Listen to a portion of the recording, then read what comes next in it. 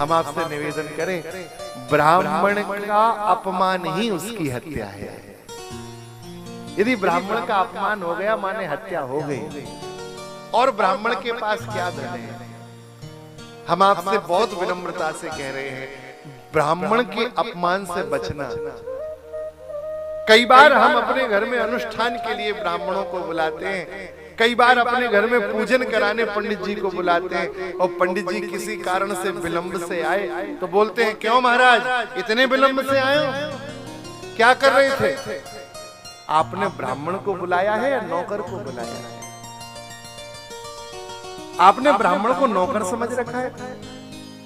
अरे जो आपके परमार्थ पथ को प्रशस्त करेगा, पुष्ट करेगा, आपके जीवन को उत्कर्ष देने वाला है, जो आपके जीवन को उन्नति देने वाला है, जो आपके परिवार को सुख समृद्धि शांति प्रदान करने वाला है, जो आपके लिए दिन रात भगवान से प्रार्थना करता है, पुरोहित बोलते हैं ब्राह्मण को। पुरोहित का अर्थ होता है जो यजमान का पहले से हित चिंतन करे, जिसके हृदय में यजमान का हित बसता हो, उसे पुरोहित कहते हैं। अपने यजमान का कल्याण के लिए अपने प्रभु अपने आराध्य से प्रार्थना करता है, उसे आप नौकर मानते हैं?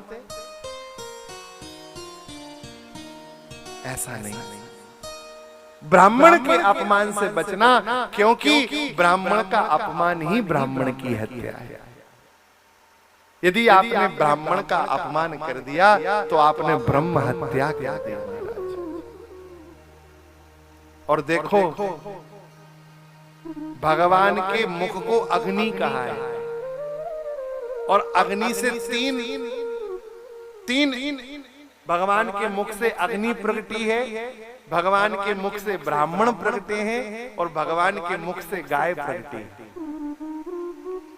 इसलिए इन तीनों का गोत्र एक है, तीनों का गोत्र एक है, अग्नि का, गाय का, ब्राह्मण का। इन तीनों का अपमान सीधा सीधा भगवान का अपमान। और जो एक बार इनका अपमान करता है, फिर त्रिलोक में उसे कोई रक्षा नहीं दे सकता, त्रिलोक में उसे कोई शरण नहीं दे सकता, क्योंकि भगवान अपना अपराध सह लेंगे, ठाकुर जी अपना अपमान सह लेंगे, लेकिन अपने भक्त का अपमान भगवान नहीं सहते हैं।